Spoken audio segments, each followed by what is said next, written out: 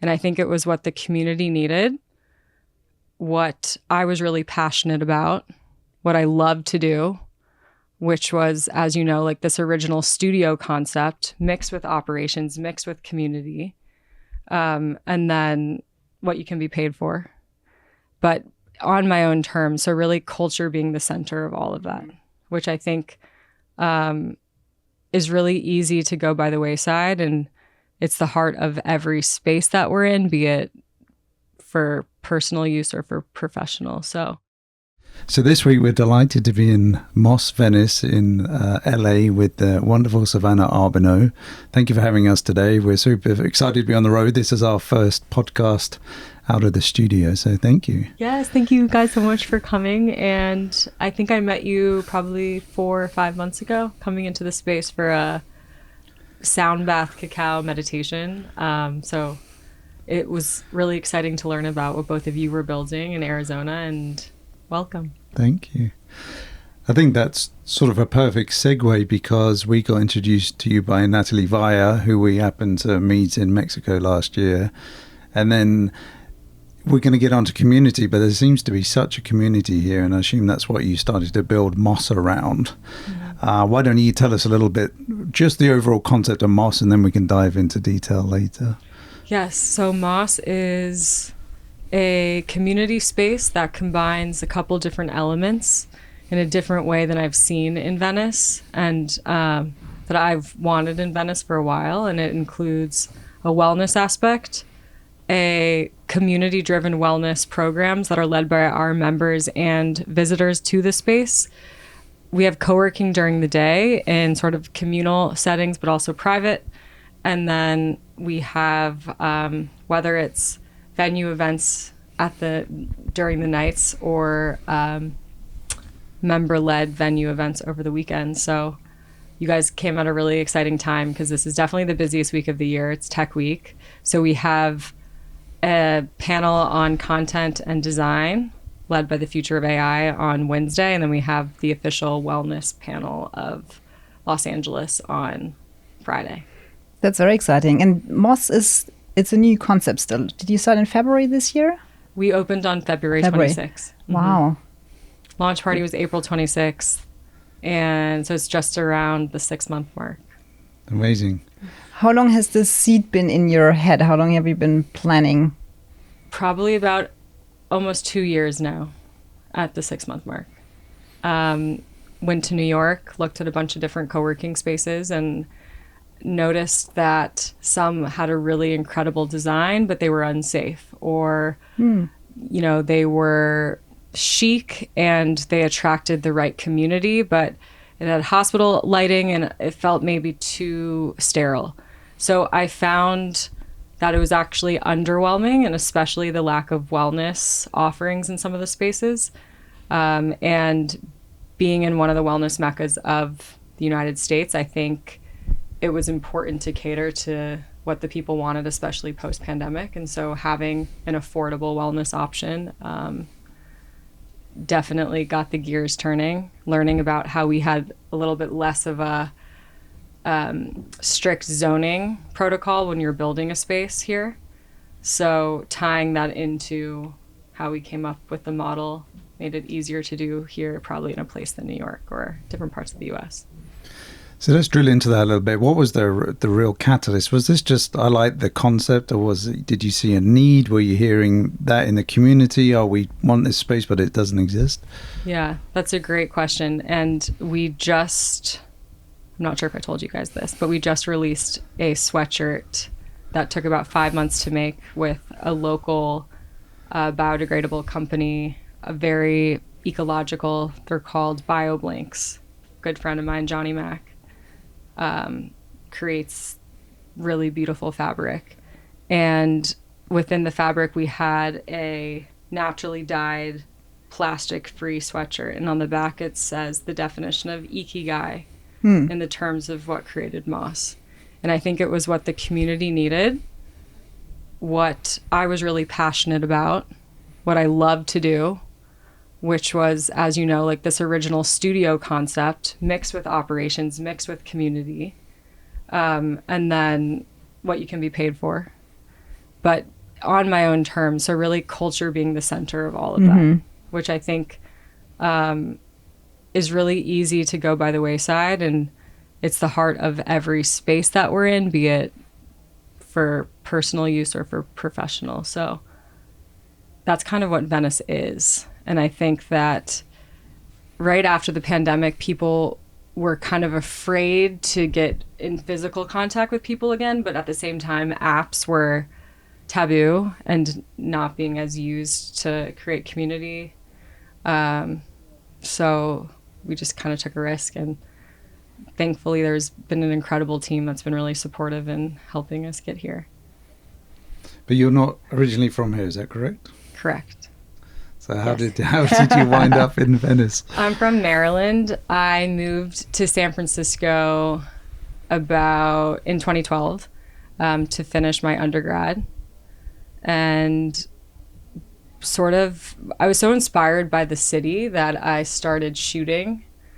Before I was in San Francisco, I lived in Costa Rica, learned how to shoot there, ended up leaving sort of a career in psych. I was going to be a therapist to shooting nightclubs in San Francisco, and then got into portraiture, products, brands, and originally wanted to move to LA in 2020 to open a photo studio. So like design and being creative was like the forefront of everything that I cared about. But I also, before I left, I had this sort of like nonprofit background, and I worked at Amnesty International for a while. So I was really in this documentary space, but I learned about the gray area of working in a nonprofit. And then I learned about the gray area of working in healthcare. But it was a really interesting set of events that I don't think if I didn't have those, this wouldn't have existed, because it sort of combines the left and right side of the brain. It sounds really the whole journey that we've been going through, all the experience, all the people you've met has led for you to create this, what you've created now. Definitely. Which The is- people yeah. are everything. They're a huge inspiration behind it. I mean, like even from the carpet to the chairs that we're sitting in were selected, and this whole entire place was put together by local companies in Venice, and that were started by people that moved here around the same time as me. So it's definitely a collaborative effort. And that's a lot of the ethos of the design of this space, isn't it? Tell us how that came about. Yes. So who should be in this room right now is our designer, Sakura Heffron, who I worked with at a previous company, but she has just such a distinct style, not only in how she can paint a blank canvas, but how she dresses and how she can sort of create this vision from something that's just completely blank and desolate. And when we first walked into Moss, before we knew that this was going to be Moss, it had an aura about it that before we even knew what the space used to be. And the space used to be the original Winston House, where a lot of artists would debut, and we just basically took it one by one while wanting to maintain the character of the place that already existed that was so grand, but just giving it a little bit of a facelift, incorporating old with the new. And she taught me really what wabi-sabi meant. And in turn, we ended up going to Japan right before we built the space, so I could understand its origins a little bit better. Oh, that's great. Yeah, I didn't know that you did that trip to experience it in the place. And then I think the other thing you were mentioning to us is like organic textures. Organic is a big inspiration, and then minimalism as well. Throughout the space, you'll see different plants. There's we probably have like 18 different types of plants. We have 2 different moss walls. We have 2 Benjamina ficus trees, and I'm just praying that they will withstand the fall. And I think what I had to learn in the space is because I kind of grew up in a household where it was like more is more. Like there's a lot of colors and textures, and but that noise can diminish creativity over time. And so having to understand the beauty of absence of patterns and colors and applying that to how it actually helps us with productivity during the day. So you can see that in our wellness room, in the meditation room. A lot of design I learned is actually like taking your foot off the gas when you're building a space. And sometimes it's hard for me because I'm like, oh, we really need art on that wall. And then I just hear Sakura's voice and she's like, no, we don't. Don't touch it. Don't do anything. Less is more sometimes. Yes. Yeah. Very cool. You touched on the wellness room there. So it's really fascinating because in a typical office environment, you know, people go to work 9 to 5, just sit in a cubicle and plow through their day, sometimes rarely taking a break, eating lunch at their desk. But that's very much the opposite ethos here. Explain a typical day of how, I know everyone will use the space differently, but what was your vision for how people would come and use Moss? It's funny because we have a day in the life on our website of what it would be ideal. And I think you can look at the end of the week of an ideal schedule because that's when we offer classes. Now, Wednesday, Thursday, Friday, hopefully all 5 to 7 days a week. But walk in, we open at 8 a.m. and now we close at 8 p.m. So whether it's a meditation, breath work, yoga, some sort of activation to get your mind still and to get you present in the space. After that, it's sort of just community bonding time. And then our portal allows you to book any type of room. So you can book a private room to start, or some people have gotten into the habit of ice plunging to start their day. It elevates you, it wakes you up, stimulates the brain, and it sort of forces you to be present. So we actually have a breathwork practice that combines breathwork and a coach that takes you upstairs and convinces you to go completely submerged in the water. And so that's, personally, I think that's an incredible way to start the day because you're basically up for like 8 hours after that. Then private rooms, you can book them for up to 2-hour periods at a time, whether it's like the conference room, private office, podcast. And then we do offer a lunch program now. So it's called Seed LA. And they offer sandwiches, bowls, salads you can purchase here so you don't have to leave. If you do want to leave, we have lockers. You can put yourself in the locker, walk on Abbot Kinney, get some lunch. And normally, if we start out with an event in the morning, we cap with one in the evening. So we'll do anything from like a fundraising workshop to a marketing workshop to an evening yoga class. And all of our events are based on the pillars of creativity, curiosity, and compassion. So there's something someday during the week that will appeal to you. And if the wellness room doesn't appeal to you, that's fine. Because one, hopefully it does eventually, and you understand how incorporating that into your life will make you a happier, hopefully more successful person. And if not, then tell us what kind of event you want and we'll try to make it happen. We really try to, people that come in, they might want to start a podcast or they might want to host an event, but they never really had the resources or the platform to. So we use the space as an incubator for ideas. And I love when that happens really naturally. So just to recap, morning meditation, ice plunge, private office, cranking it out.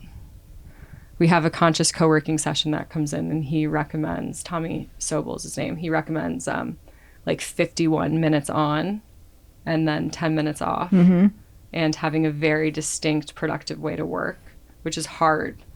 It's hard to really stick to that, especially as an entrepreneur, because you just want to go through. But having these local community resources really helps you stay on track.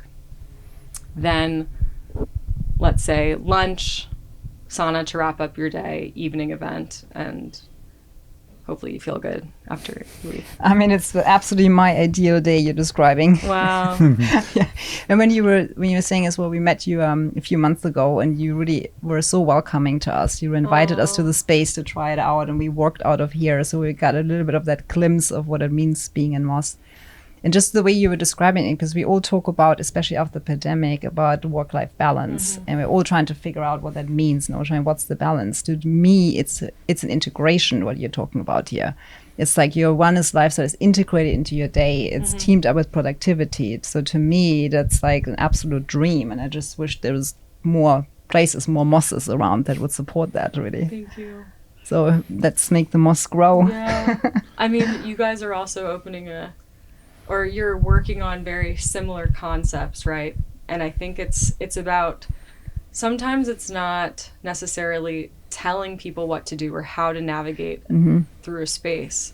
And sometimes people come in and they don't necessarily think like, oh, this is making me more productive, or, oh, I need to host this event.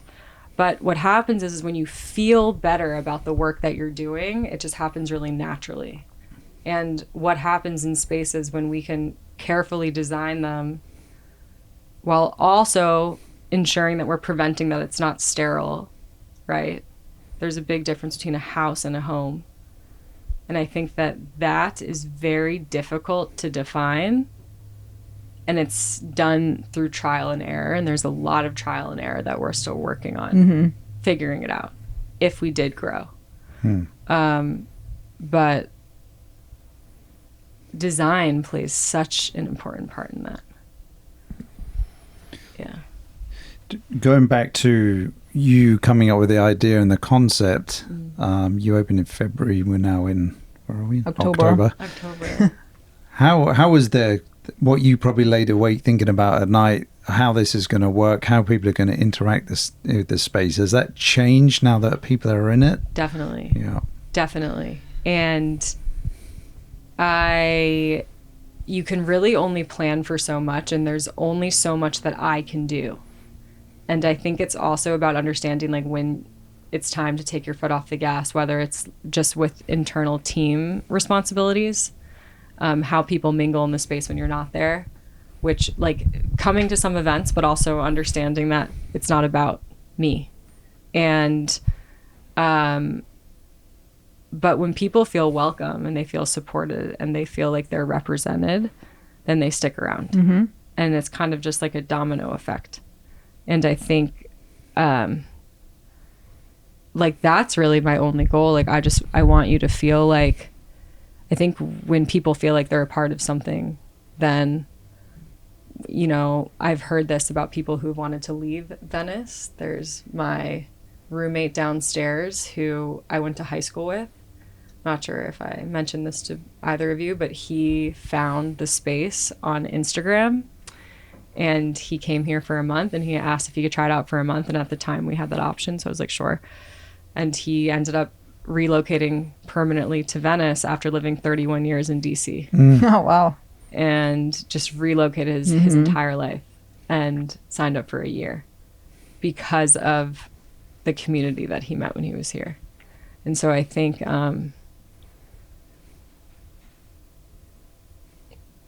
that's curation and, again, natural.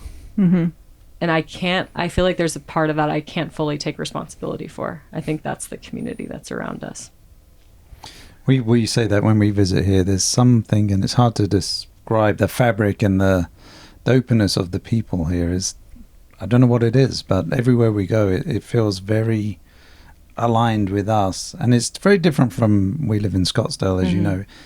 It's very hard to recreate. I think, although probably like here, a lot of people move here from all over the place. It's the same in Scottsdale and Phoenix, but it's just, there isn't that hub or that center that you guys have created here, and I guess the history that sits here. So, but we felt it just obviously the first time we met you, and now we're sitting here a few months later having this conversation. How has it improved since because you mentioned this a couple months, I feel like it was like a year ago, but really we were so new.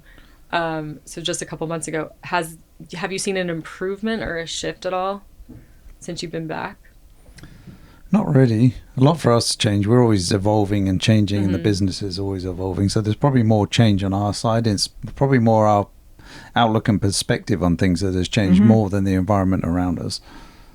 Yeah, that's good. And that can in turn change the environment. Yeah. Just your perspective That's is elevated. right. Yeah. One thing I'm curious about, you were talking about a lot of ideas starting their seed here, a lot of companies, entrepreneurs. What industries do your members come from? Is it a mixture, and how do they cross-pollinate? And has any cool ideas sprung from that Totally. coming together? So I would say it's a mix of startup founders, entrepreneurs, people that just move here and they're looking for community, and something about the website or a recommendation just pulled them in. We have a room downstairs with desktop computers where it just happens a lot of engineers work. And I think that there's something about when you're coding and you're with other coders in the room and the noise is isolating on your headphones, but there's people that are supporting you. For some reason, there's just like an accumulation of engineers in there. We have a lot of creatives. We have 3 recruiters in the space. And we also have a WhatsApp chat. So if there's a job board posted, we have a channel for that. Someone needs a job. There's a couple different options of people that can jump on. And I think we're building our member experience department. And so we also will do coffees with people at the 3-month mark and just kind of describe, hey, like, is there anything that you need from us? And so we try to be resourceful in that way. Maybe there's something that you're not going to necessarily want to post in the job board chat, but if that's the case, it's like, we'll help you and try to help you in other ways. So definitely a mix. And then we have a couple people that have joined that just started new wellness startups. There's definitely a niche for that I see growing. And they'll join as a small business here. And then they do events that help the community that are aligned with our ethos, but they also showcase their brand. And more so than brand, it's more of like a movement that's aligned with us. And I don't see why we can't do more of those. Yeah. And of those members that come in, how many of them are already wellness orientated versus those that are now being exposed to it because of what you offer? I hear, so we give probably 6 to 10 tours every 2 days. And I hear a lot of people that come in and they're like, this is right up my alley. Or at my friend's vacation house, they have this option in Tahoe. Or, oh, this would really help my knee. So there's all these people that I think a big selling point is the wellness room. And it's because they don't have that option elsewhere, or it's only an occasional offering. So we have a few that have never tried it and they've tried it for the first time here, which is exciting. And it's incredible to have professional coaches that can walk them through the process, have them go underneath the water for the first time, like try it out for 7 minutes. And there's some people that are trying to create better habits to incorporate it into their lives. And then you really see the difference of when that happens. So for this wellness social on Friday, I'm thinking of just opening up the wellness room and encouraging our neighbors, everyone stacked on top of each other, to come try it out for the first time. Yeah. Yeah, I like that. It's a great idea. The more people that can be exposed to it, the better. I think there's so much information online and people claiming, the magic pill effect of, you take this and your life's going to change. But so much of it is about consistency of routine, and having that in the space where you're working allows for that to happen. And it doesn't have to be this over the top workout or kind of extreme dedication to something, other than the dedication just do something small every single day. And consistency really. And we're in an area where there's a lot of pressure and there's a lot of driven people, and everyone is creating something and everyone has something to give, and it's such an inspirational space to be in, but it's also really easy to get caught up in what you're doing and your identity of what you're doing, and also just being connected and attached to our devices that help us with that. And sort of like that disconnect is so necessary. And I think like the premise of a sanctuary within an urban environment, but also just offering different amenities that really encourage that presence. And it's like, come back to source. What does that mean to come back to source? And like, you know, I was told, oh, well, you know, there's not that many case studies on how contrast therapy affects productivity.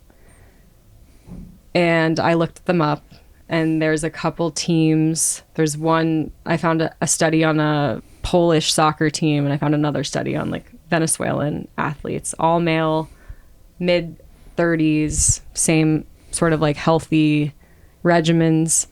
And if we were to do the case study, which is, you know, I would love to see just stats on that long term, we would have to go into a lab that's far away and take people out of this environment, and they would all need to start out baseline health for hundreds of days at a time with at least, you know, 30 to 100 people with each study. So it's not about the study. It's just about how can this collectively make people feel long term, and what are the results of that. And I think surrendering to like a lack of proof, and more of if this is going to improve your day, it will in turn improve your week, your month, and then what happens. And so I think it'll be really interesting to check in with people at like the 3 and 6 month mark of after being members here, and just what has changed, what hasn't, what can we do better. What has changed for you since you started? Everything. Everything. I learned so much from the space itself, because it's wabi-sabi, it's perfection and the imperfect. And I have been in positions where where it's kind of turned me into a perfectionist. And obviously it's a product of what you're creating. But with that comes, there's just so many learnings about surrendering to the imperfect, and stepping away and detaching myself from anything. It's so much more than self. And I think that in terms of like leading a team, to opening up the doors and being canvas, while also understanding I've had to step up and be the art at times, which has just, it's just naturally like not my comfortable space, standing in front of a room and giving like a presentation or a panel. We were just on a female founders panel held by Shell Navia, who's starting a company called Femme Prosper Wellness. And but because it comes from such a intuitive place when you're speaking, it's a lot easier to do than at other times in my life. And I think leading from the intuition has been something I've really tapped into. And it leads to some of the best decisions. Yeah. Oh, that's beautiful. I think like you were describing, that the design philosophy integrates with your philosophy of life and the way you're learning and leading this community. That's just a really beautiful thing, how the design can melt with that way of living as well. Yeah, that's a good point. And it's also something that it's difficult to measure that, right? I mean, when you think about the resorts that you both have helped designed, it's hard to survey every single person when they're walking out, or when they go into other parts of their life, and be like, how has this changed your life? But how incredible that you can combine a couple different modalities to create that shift in somebody. And I think for me, it was really molded by a lot of challenges that happened to me. Where one, it was like, okay, it gives you the conviction that you can do this. But also, where's the need from that? The need can come from a place of burnout. If you you know, if you experience burnout, normally that's a challenge. So seeing these challenges and just shifting your perspective on, oh, this is trying to teach me something, and what can I give from that? Mm-hmm. How can I help other people that are going through the same thing? Maybe it's taboo to talk about. But at least I know after you leave the wellness room, you'll be in a space of homeostasis, and you can do something really exciting with your day, or you have a little bit more energy. And if you take a sauna, you can make a friend. That's true. But I think bringing all kinds of different people together that have different business and life experiences, that everyone can help each other, because typically somebody's already done it and all you need to do is ask for, can you tell me how this was like for you? Because often we feel like this is only happening to us, or no one else has experienced this before, but all you have to do is put your hand up and everyone like, oh no, I went through that. I mean, every single person that we see, even we assume have reached the pinnacle of their careers, they all started somewhere, and Exactly. I understood, and reading and listening to a lot of those people, that the quicker you fail at something, the quicker you learn and move on. So failing fast is really important. Not the most comfortable. Not comfortable, but that's the way to move forward. Uncomfortable. Yeah. And there's no blueprint for anyone. That's what you learn the hard way. And I think sometimes I definitely do things the hard way. But I've been that way my whole life. Like, I've never taken the easy way. And my mom's always been like, why do you make this so hard on yourself? Like, you could do it this way. And it's what works for you. And it's also encouraging your team to be able to grow and to be able to understand that, okay, this is still a startup, and it's an adaptable business, and your responsibilities and your roles have to shift and shape based on what the season is. And, you know, if we have more morning events versus evening, if, you know, we have these panels, and for example, this week we have 600 people coming into the space. I need all hands on deck right now. Yeah. And if not, and they're going to be perfectly imperfect events. I was sitting at lunch with a coach, a good friend of mine, and he brought up we were talking about expectations. And I was explaining how one time I walked up into the meditation room and the AC was left on for 2 days, and the AC killed the tree, essentially. All of the leaves on the tree fell off. And I'm just sitting there, and my stomach just dropped, and it was just like so much pain because of this tree. And it's just, you know, it's like, I must keep all the trees alive. And so I viewed it as like a sign of failure. But I had this expectation that the tree was going to be alive. And it wasn't the first time that I felt that way coming into the space, which I never want to bring that energy in. But he was like, what if you just release having any expectation? Then you're never set up for disappointment.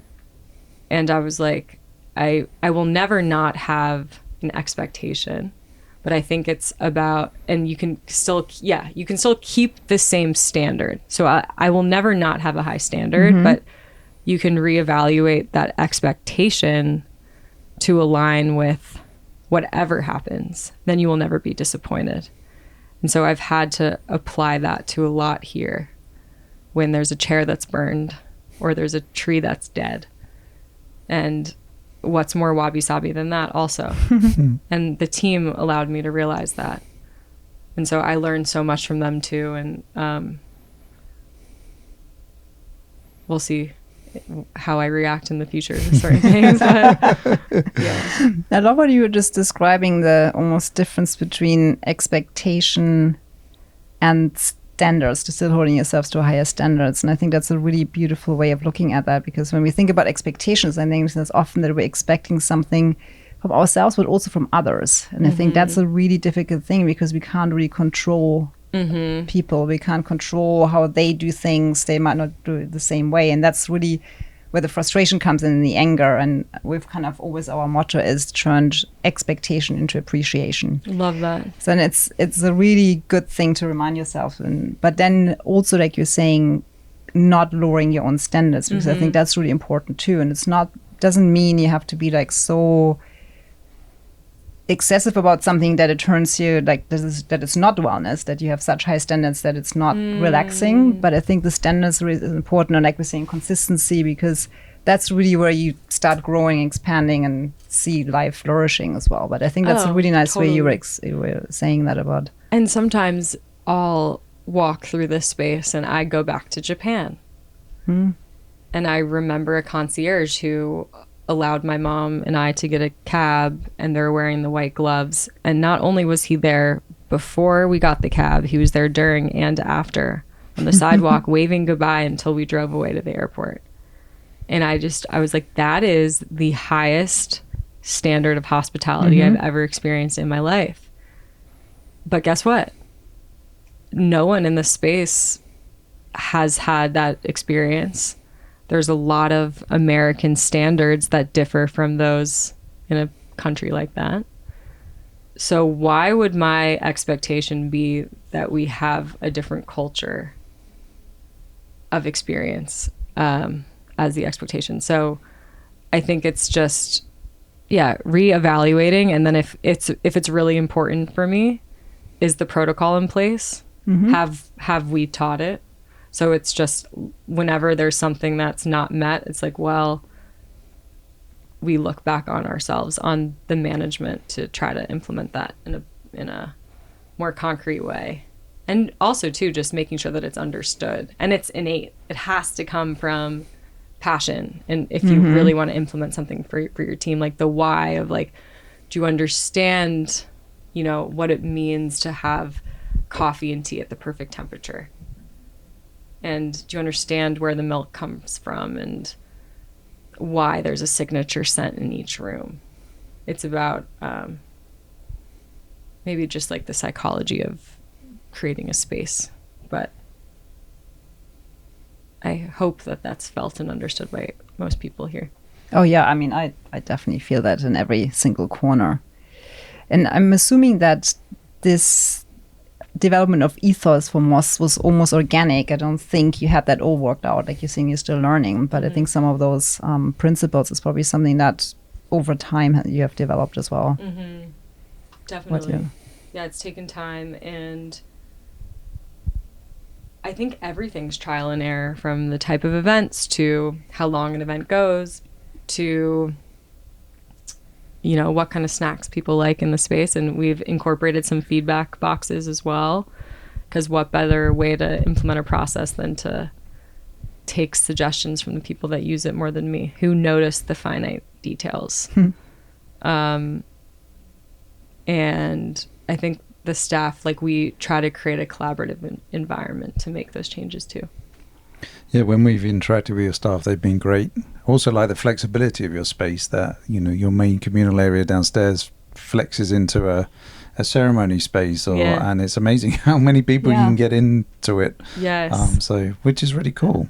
And it's amazing because there's this beautiful, really large live edge wood table in there, which I can imagine is not easy to transform the space, but it's a signature. The table is a whole journey in itself. We love the table. We have an interesting relationship at the table. But yeah, we probably transform the space into like 5 to 7 different events throughout the week. And it's become more consistent as we've developed a flow of like how to break down the room, how to blow up the room, and then really catering the space, even from, where the stage is, whether it's towards the window or towards the wood paneling on the first floor, depending on where the lighting is showing during the day. Better photography. People who are lit and they're being shot are happier with the results of the photography. Setting up the speakers so that they're hidden but still voluminous, like throughout the day. And then the difference between standing and sitting. So wanting to accommodate the people that are standing for a couple hours with maybe like a wellness activation, and just thinking about all of that. So the event on Friday is going to be really interesting, because that's definitely our busiest event we've had so far. That's exciting. And then talking about events, so before we've met you, I've really I don't know how I came across it, but I followed Moss on Instagram because I was just so intrigued by the co-working, co-wellness community. And I think these events are so beautiful. It's anything like breath work, meditation, cacao ceremony, seminars. How do you create those events, and how do you find the people, or do the people find you? Good question. I think it's a combination of a couple things. Well, one, members, a part of their membership is that they can come to events, most of them complimentary, depending on if it's member-led or private. Our hosts normally are well credited and just have a beautiful practice and normally have taught in this area. So they bring their own community. If people have had a positive experience at an event, they'll bring their friends. And we have a newsletter, WhatsApp community, and social media presence. So that helps to grow. And sometimes they're featured on Luma Weekly. So it helps for community expansion. But they're definitely growing, which is why we have to be thinking about growth plans sooner than later. Yeah. That's cool. That's good. That sounds positive. Yes. Have you taken a moment to take a step back and sort of give yourself a little tap on the back and say, hey, I've done pretty well here? No. No, I think like for me, I have a dog at home and I just need to prioritize sleep and my own wellness practices. And I think that looks different for everyone. And just like knowing what that looks like for me and just making that a priority so I can best show up. And I mean, it totally lights me up when people have an extremely positive experience or they create a relationship or, you know, they are inspired. That's all it is for. It's all for that. And, you know, sometimes that's not linear and there's definitely ebbs and flows. And I think in the flows, it's easier for me to take deep breaths. And then when it's ebbs, I'm like, all right, I got to get back on the horse and just keep going. What's been the biggest challenge, really, since you, let's say, that had the idea, but then also opened? What's been like your really hardest point in that journey? That's a good question. I have a lot of support in the areas that I am definitely not an expert in, so I'm really grateful for that. I think sometimes I think about scaling conscious community that I'm not a part of, because I know that will be a part of the grander plan, and not in a, you know, huge scale, but in a scale in different communities that really need it, because this is so rooted in people that have made impact in Venice pre-pandemonium and post. I think, yeah, sometimes just not knowing the answers, right? And throwing out a line and being like, well, I hope I catch something. Really, because, and then it's having the trust in yourself to do that. And I think for people that are starting businesses, like you need to have that conviction and a strong support system around you to be able to make those. And when some don't work out, and it's okay, but like keep going. Yeah, we've always found that whenever we've been pushed or we've, you know, been forced to make a decision, or, you know, the writing's on the wall, we got to do something, we've always responded really well. It's much harder for us when we need to make that decision for ourselves to go, okay, let's push ourselves out of our comfort zone or try this next thing, because then you kind of got an excuse. When you're pushed, you're like, well, you know, we didn't have a choice. Whereas you're making that choice, it's kind of it's the psychology of it. It's very different, and we're kind of going through that now with the sort of pivot in the direction we're taking the company. So, what was the catalyst for making that pivot for you? I think just making sure that we, you know, we want to help as many people as we can with the spaces that we design, and that means becoming a little bit more focused and niche on the types of projects we work on. And then I love that. Yeah, and kind of more sort of selfishly, it's, you know, what lights us up? What are we going to be really excited about? And as we've navigated different parts of our careers, and especially in the United States, we've done pretty well to where we've got to. But when the pandemic was the first moment of pause to say, hold on a minute. We had that breathing space. Are we doing really what we want to be doing? Are we having the most impact that we can? And we were like, maybe not. And then it just sort of happened again about a year ago. A lot of that was through, we did a lot of coaching and got a lot of advice ourselves. So we talked about that earlier, about changing your perspective on the world or life, and that kind of what we've been going through lately. And so, yeah. It's like there's an art of holding space. And being designers, I'm sure, you know, it's like you take a lot of responsibility for how people are holding space within, whether it's like a corridor or a room or a first floor or staircase. And I guess moving into the new year, what are the types of projects that you two are interested in? And what space are you interested in holding? I mean, it's really like Ben was saying, it's like the niche we've gone into is more about really conscious design, where it's very purposeful. And like you were saying earlier, it's about something that's bigger than ourselves. It's really more being of service to the community, to humanity. And I think there's such big changing times. I think everything is changing, like even the design profession industry changing. You were saying you're having a panel on AI and design. It's like when we even think about the technology, which is absolutely amazing what's coming, it's also a little scary. And it's just really seeing as designers, how can we leverage, how can we use it, and how can we still make sure that our human talent is seen, and how to combine that. And it's just different ways of how you run a company, how you build a team, what you give people to want to be part of your team. So it's just, I just feel like such a big shift with everything, with like spiritually where we're at, what's the purpose of our life, and there's so much going on. Where we've really learned that bringing our personal experience into our work is really where we feel that's where the magic happens, and where we feel like we're of most service. It's not to really differentiate those things. It's like, what are we passionate about? What are the environment, the materials we're using, the energies in the space. It's just, that's what we want to bring to the world, really, to integrate that. So it's purposeful, conscious design, wellness design, whatever you want to label it. It's just very, very organic and very personal. Yeah, and then, you know, on the top extreme end, it might be, you know, a luxury wellness resort.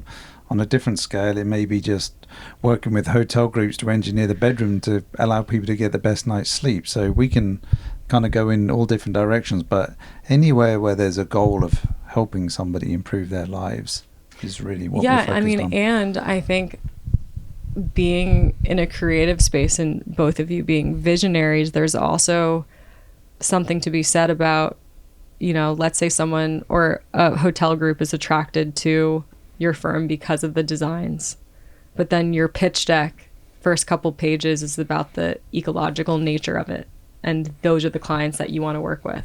Well, they probably want to be a client of yours, so they're going to start shifting to be like, oh, well, this is the future, this is the standard of excellence that I want to work with, so let's make green hotel rooms. So in turn, it will be influencing more modalities, hopefully, that you work with. And just seeing that, like, that's what excellence is for me when I think of design, is that sort of integration between futuristic elements that are also ecological and beautiful at the same time. And they're very much hand in hand in a lot of different spaces. And I don't know if that's how it is in Arizona as much as it is here. That's good question. If Arizona, I mean, for us, that certainly is. I think we've always been interested in really taking ancient philosophies, if it's around feng shui, sacred geometry, and just really combining with modern technologies. And like you're saying, that's no separation. It's like, how do those two things fuse together? And how do you make just great designs with that? Yeah. I think in Arizona specifically, Frank Lloyd Wright had such a large influence on architecture in the valley, and his ethos of, you know, being one with nature. So, you know, he very much led the principle of, you know, the building should integrate with the terrain, and it shouldn't just be perched on the top of the mountain. So you see that a lot of influence, the color palettes, the way things are molded into the terrain. Nothing's overly tall, especially out in the desert. You can look across the sort of the desert plain and not realize there's a gigantic housing community there. So I think his influence has definitely resonated, and it's probably influenced how some of the zoning ordinances have been written. So yeah, it's pretty cool. Same with Utah, thinking about those developments way out in the middle of nowhere. Yeah, it's the future. So what's next for you both? I feel like we've turned the podcast. I love it. I think you should come to Venice and build something. I'm excited to see that. Yeah. I think, we're just, like I said, we're going through a bit of a transition, but it's one that we're really excited about at the moment, and it's seeking out those clients. We got introduced to the Global Wellness Institute last year, who do an incredible amount of research on the industry, and by 2028, I think they value it at $8.6 trillion worldwide. So it's a gigantic industry, and it has many different sectors to it. But the two fastest growing are wellness real estate and wellness tourism. So it's a big focus, and that plays perfectly into what we do as architects and designers. So we're excited about that. So now we're just working hard to align ourselves and find the right clients that appreciate what we can do. Yeah. Well, if you guys ever want to come out here, you can. Absolutely. We will make it a at least quarterly visit. Yes. Every season. So but for you, what does if you look in your crystal ball in 5 years' time, what does this look like? How do you define success of this first one and maybe the expansion? Yeah, that's a good question. I think the first step is expanding locally to see what does that mean to be a community hub. And I think there's just a lot of people, there's a lot of saturation around this area, and not enough places to explore freely and affordably. It's really expensive to live here in general. And the second step would be finding different areas where there's a need. There's already a niche. It's not about going to a place where they make fun of ice plunging, or they're not accustomed to it. It's not about convincing people of what is wellness. It's sort of like meeting that level of intentionality that already exists within a community and growing that. And I'm already seeing that happening here, actually, with local wellness initiatives. They're popping up. I just had a friend call me from San Francisco who wants to create sort of like cold plunge sauna integration in a small space, doing nothing but that. And it would be incredible to have a space internationally as well, and just to explore what that looks like in other parts of the world, while still maintaining the ethos throughout the entire process of the team and the membership base. And I think it's possible. Yeah. I do. I'm excited to see that happening. Watch this space. Yeah. You said, what's the space? No, watch this space. We'll be watching the space that you're creating. Yeah. Thank you. Yeah. Actually, I got one final question. What does MOS stand for? Why MOS? MOS is the feeling of just being embraced in a natural space. I think the walls are a separation from the really high, fast-paced world around us, and you can separate yourself from that when you walk in. You feel like you're transported. That's how I want people to feel every single time that they're in here, from the events to people coming to co-work. But the name originally was from a creative agency that I started in 2019. And it stood for Masters of Self-Sufficiency. It was an acronym. And it was to help international students get into galleries from my master's program. So I had the domain, and the name has just been around me for some time. So it was in my back pocket, but the intention changed drastically. Hmm. And I hadn't seen that here. So naturally, the very first step was, let's find some sort of a bonsai master, which thankfully we did. Alan Chin, who came in and he helped us plant these trees, and we sourced the moss after talking to a couple different vendors. And the goal in some of the future spaces is to have significantly more moss. It's funny though, because it's like when you come in, people want to pet the furry wall. And so they'll take off like all these pieces will fall, and our entire team's just collecting the pieces and trying to preserve them. So we have like a sample moss jar that you can feel when you come in. Yeah. Do not touch the moss. I love that. Well, it's been a great conversation. We encourage everybody to come and visit you here in Venice. I know we'll certainly be back. So thank you for thank you conversation. what you do for this community. And I mean, you reached us too, so you're not just reaching this community. So it's really beautiful. Thank you for that. Thank you. You guys are welcome anytime, and I can't wait to see the projects that you continue to build as well. Thank really you. Inspirational. Thank you.